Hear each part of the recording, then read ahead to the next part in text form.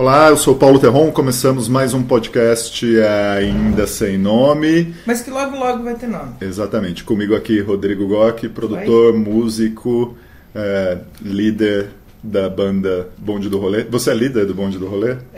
Eu sou o A1, na verdade.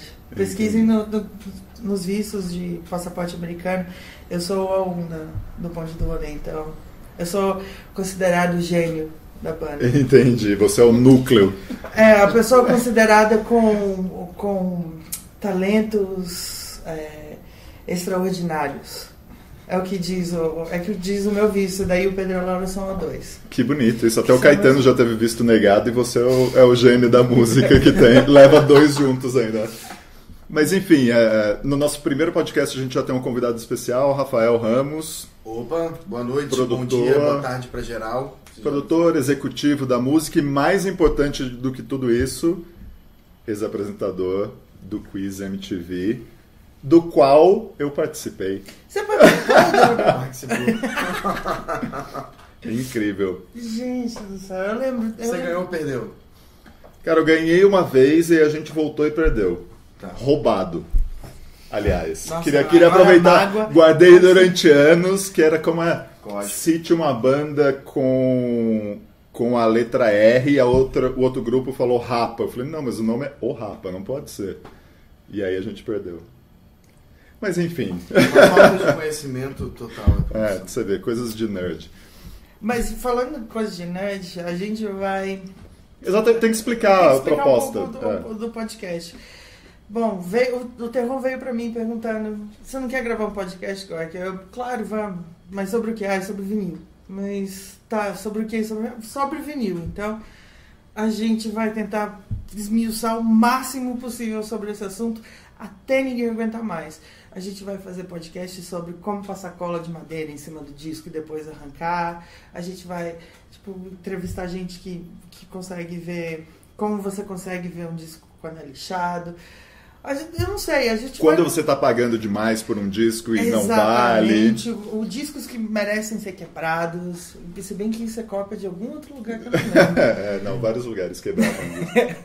Eu nunca achei muito legal quebrar disco, porque sempre tem alguém que gosta do disco. Então a gente pode fazer um disco que a gente pode remendar, ou um disco que a gente pode passar...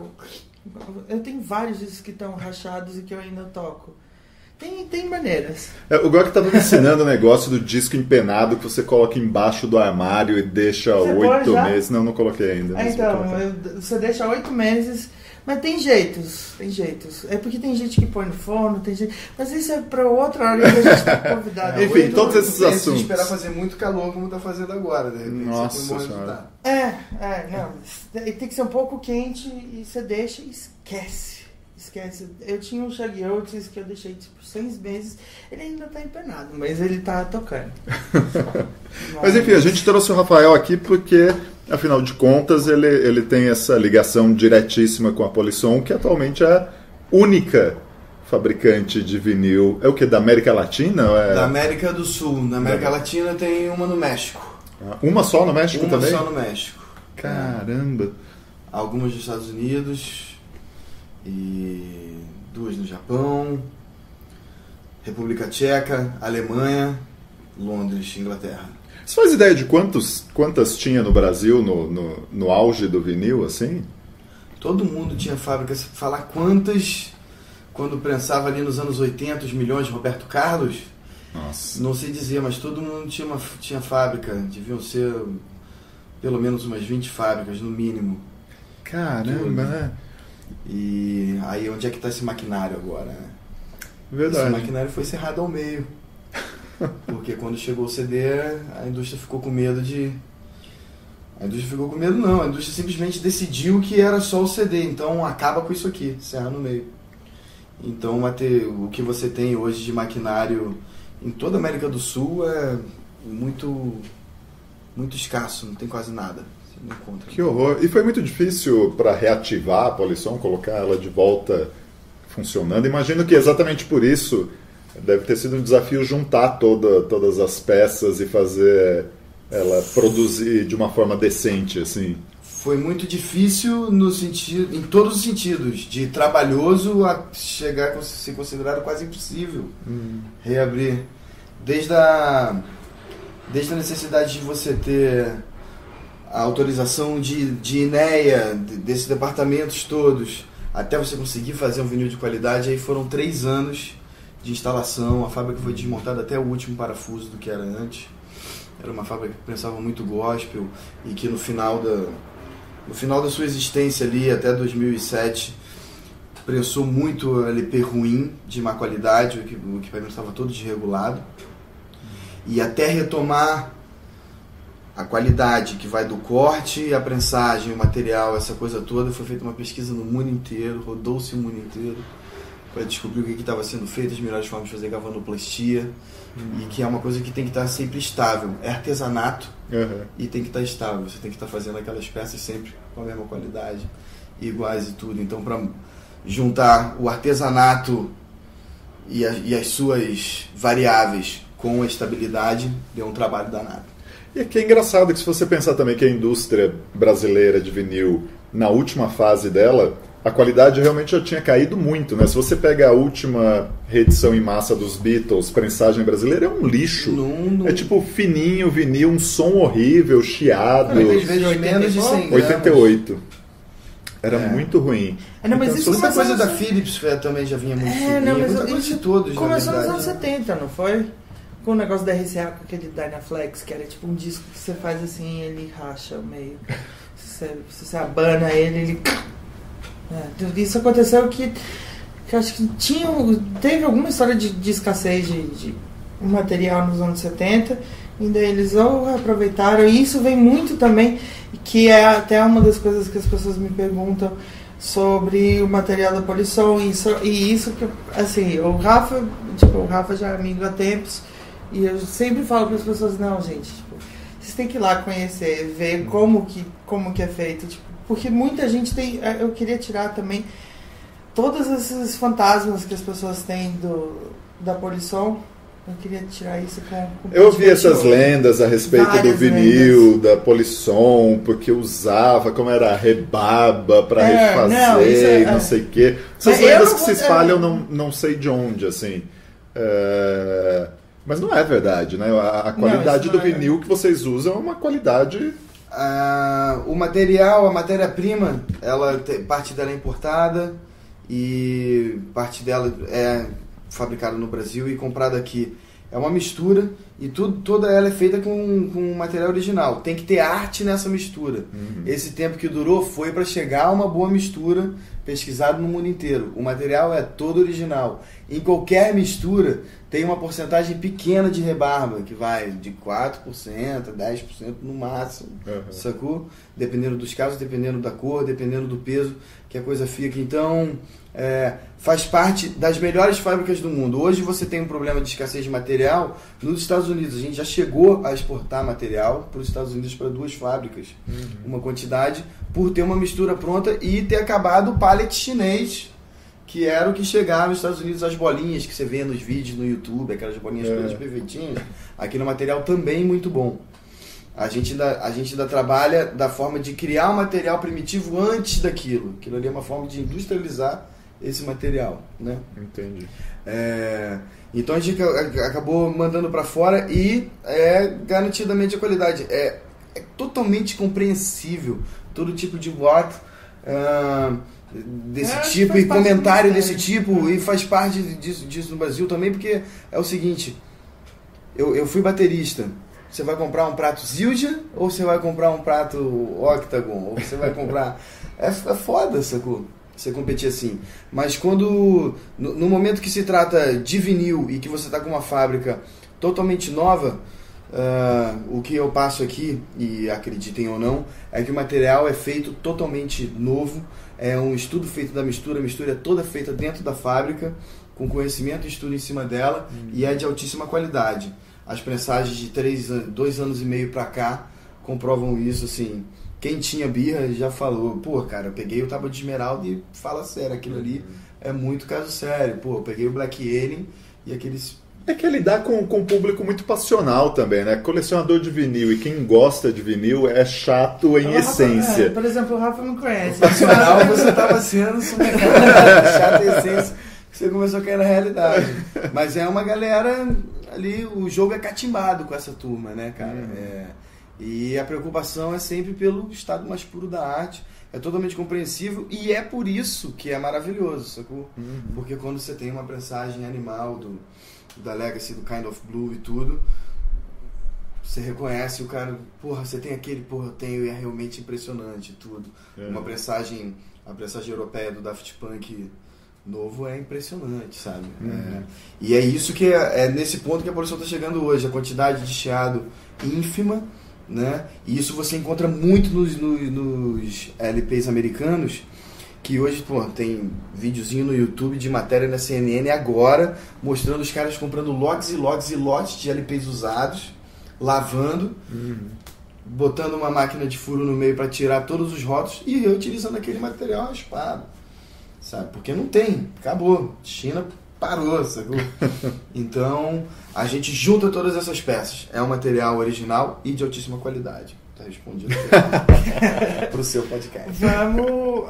eu queria sair um pouco dessa coisa tão técnica, assim. Eu queria mais entrar num outro assunto que as pessoas sempre, mas sempre perguntam, tipo, por que não lança isso? Por que lançaram aquilo? Principalmente por que lançaram isso ou por que lançaram aquilo em vinil? É que eu não quero citar nomes, mas eu já... Até Por que lançaram Cabeça de Dinossauro, Rafa? Isso acho que foi uma das primeiras perguntas que a gente estava conversando de disco, foi isso. Mas eu acho relevante lançar o Cabeça de Dinossauro. É relevante e vendeu, isso que ele... É isso que eu tô vendo, porque, tipo, eu como comprador chato, eu sou aquele cara que eu vou lá no Rock Nacional e eu consigo puxar um Cabeça de Dinossauro, lógico que não, sabe... Mas é diferente, Glock. E tem gente que gosta do disco novo. Tem colecionador que não gosta de disco, não liga se a prensagem original, primeira tiragem de 500 cópias. O cara quer ter aquele disco em vinil, simplesmente. Para ele não faz muita diferença, né? Não funciona assim, mas... A sua relação com o poeira é uma coisa mais próxima, né? Mas eu tô quebrando bastante isso. Eu já quebrei, acho que foi um dos primeiros, acho que foi o Pedro Santos, que eu virei e falei, olha, desisti, não vou querer comprar o original, não vou gastar... Você não vai encontrar o original, cara. Quando você encontrar o original, possivelmente bom pra caramba, o cara não vai vender. Não, até achei algumas vezes, mas tipo R$1.500, R$2.000, não vou. Desculpa, eu prefiro dar entrada no apartamento. Hoje em dia eu já tô nessa. É um bom raciocínio. Eu prefiro dar entrada no apartamento. Mas já eu penso no contrário do Glock, assim, que é porque tão poucos discos novos, tipo, vocês estão lançando pela DEC... colocando no mercado brasileiro uns discos do Black Keys, por exemplo, em CD. Por que não em vinil essas coisas? Sendo que as pessoas que consomem o som do Black Keys são tarados pro vinil e comprariam esses discos. Porque dá R$13,99 no eBay, na Amazon, cara. Mas, não sei. Às vezes você ter ali na sua frente o nacional... Chega ali no Calanca a 60 pila.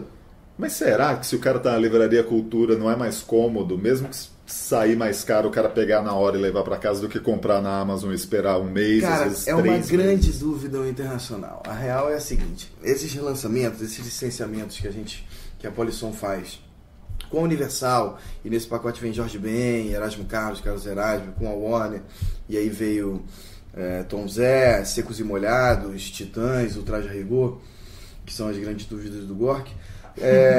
Nada contra, mas... Quando você faz isso, você sente, assim... Eu consigo sentir isso mais seguro, uma vez que quando você está representando a barraquinha da Poluição numa feira de vinil, a procura, desculpa, ela é 99% em cima de nacional. Né? O que é relíquia, o que está sendo procurado, é muito mais o vinil da Alcione do que um vinil do Black Keys. Então, mas será que não é porque isso já está estabelecido? E se vocês abrissem esse mercado, ele também seria... Mas é isso, aí beleza. Aí você tem os seus prazos com a fábrica, você tem a quantidade de energia que você vai colocar em cima de um relançamento, fazer a imprensa dessas coisas, né? Tem no contrato do Black Keys a gente lançar LP, né? Mas aí se você chega e vai ver no ponto de venda, se você vai ver na Locomotiva, que é uma puta de uma loja, e se você vai ver na Livraria Cultura, que está super estabilizado com LP, ele está do lado pelo mesmo preço do nacional e precisaria ser mais caro, sabe?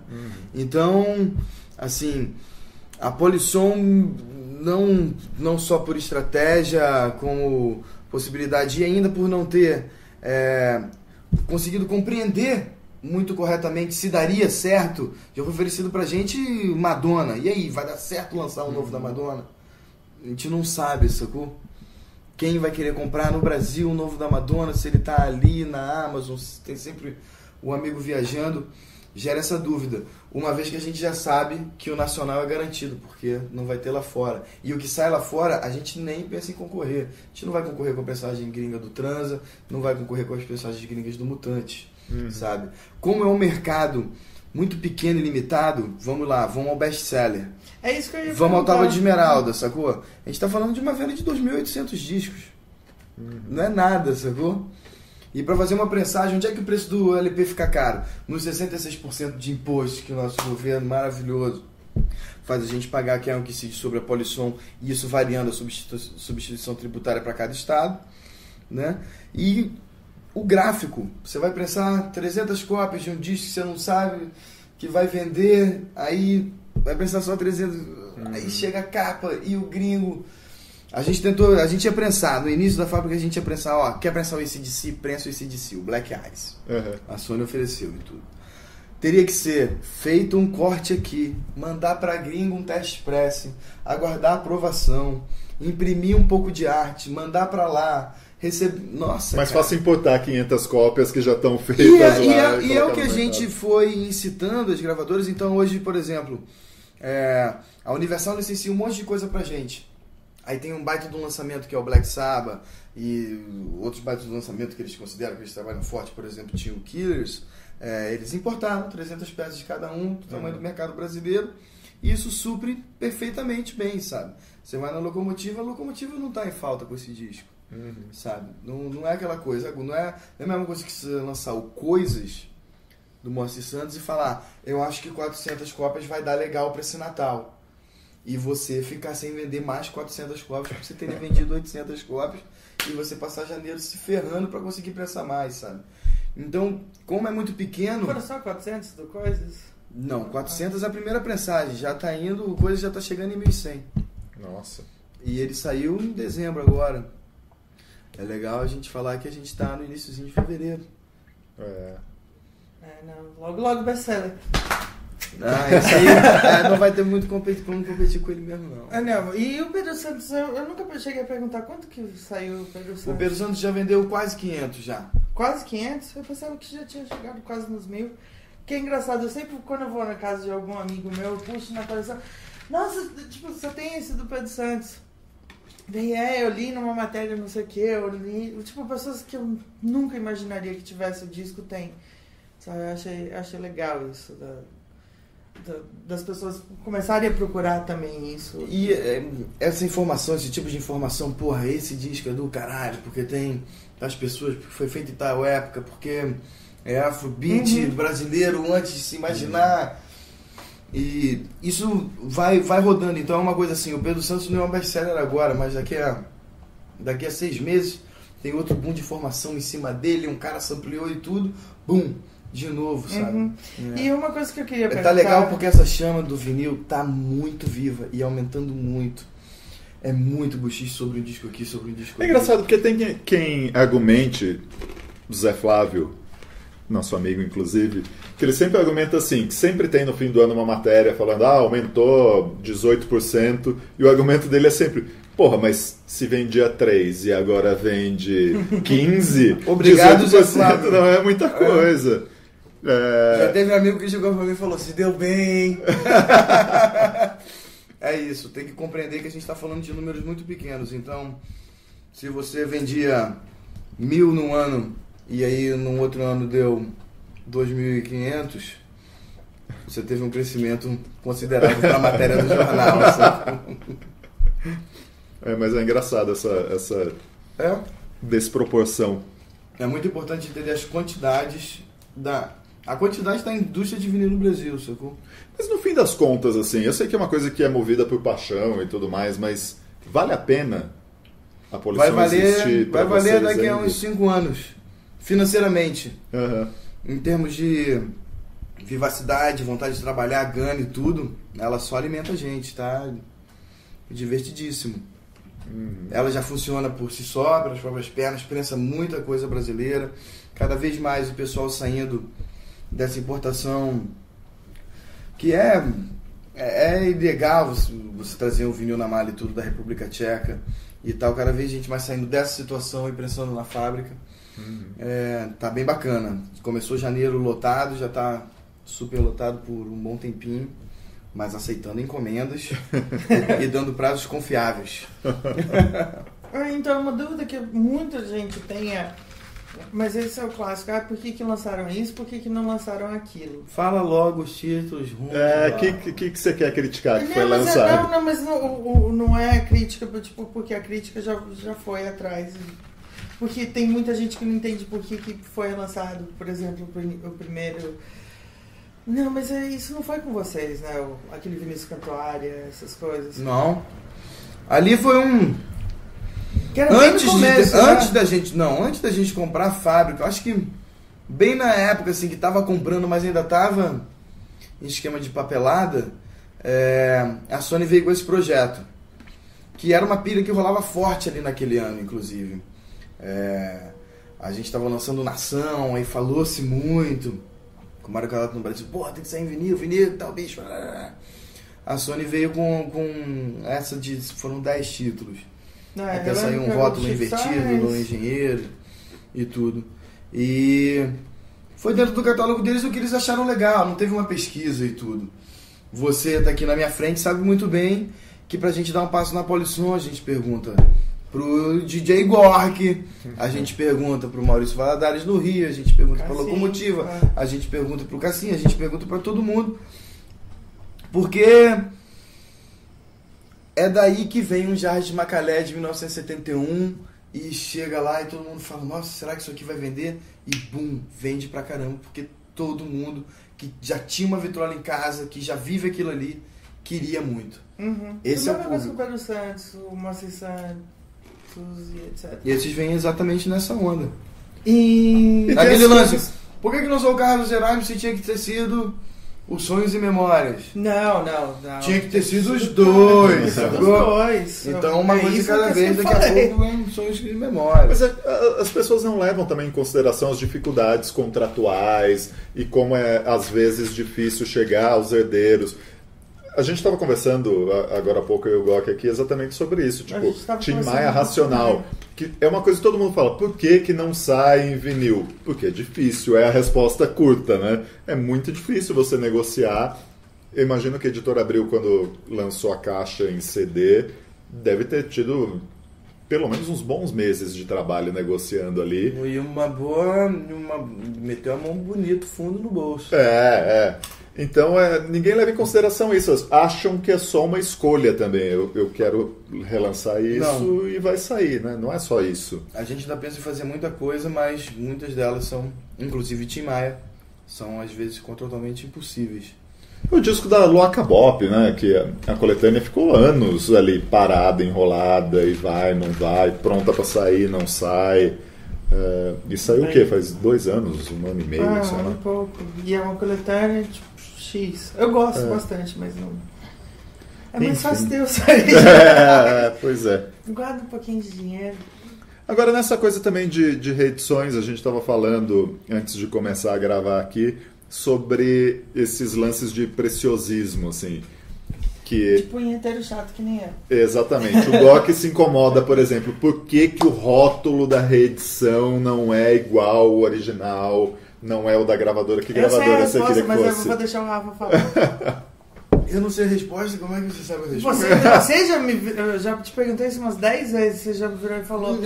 Tem muita informação que tem que ser atualizada, não é necessário, é quem está lançando hoje em dia.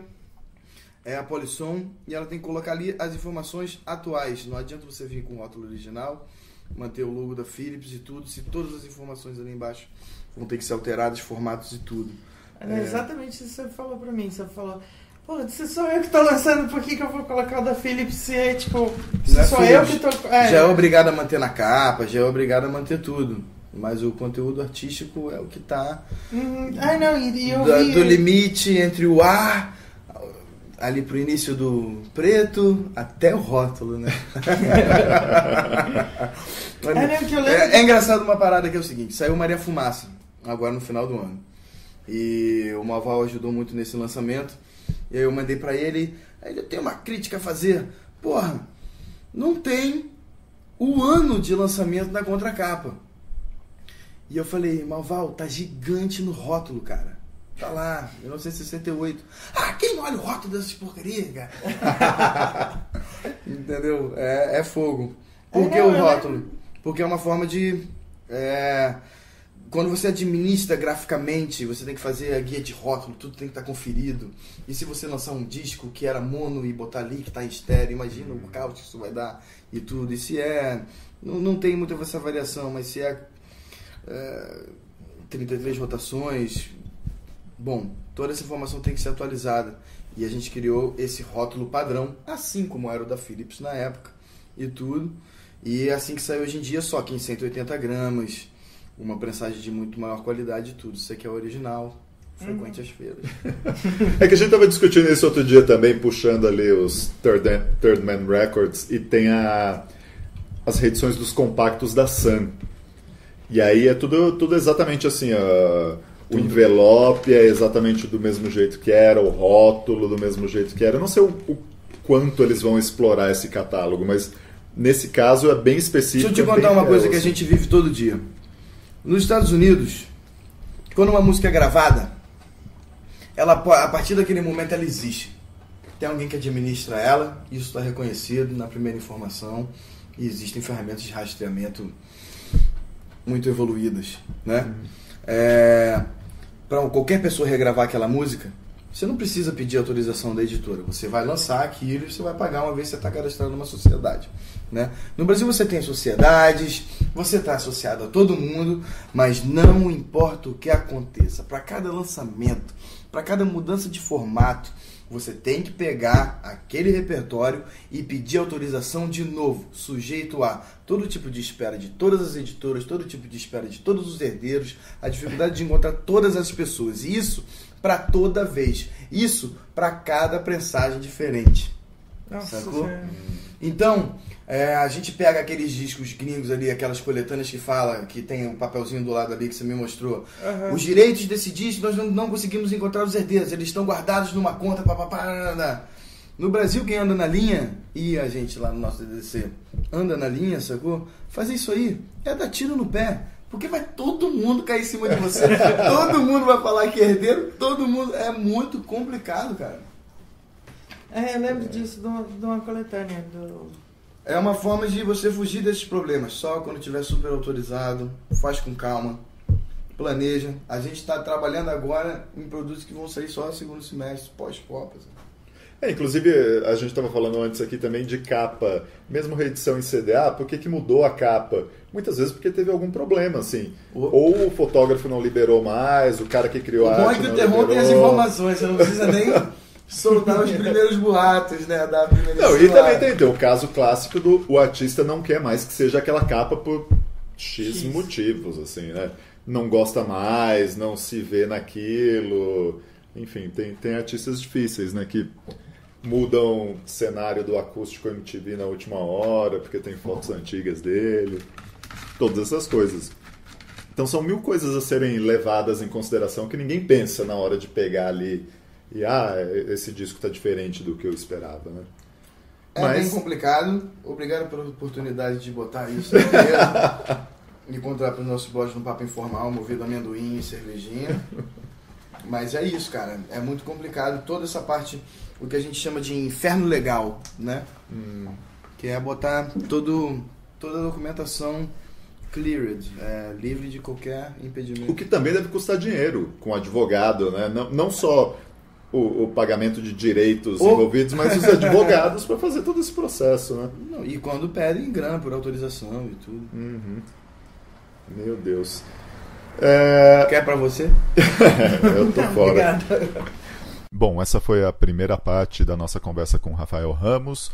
Como a conversa foi boa e acabou ficando um pouco longa, eu e o Gok decidimos cortar em 2 podcasts diferentes. Então, daqui a mais ou menos uma semana, a gente coloca no ar a segunda parte desse especial. Até lá!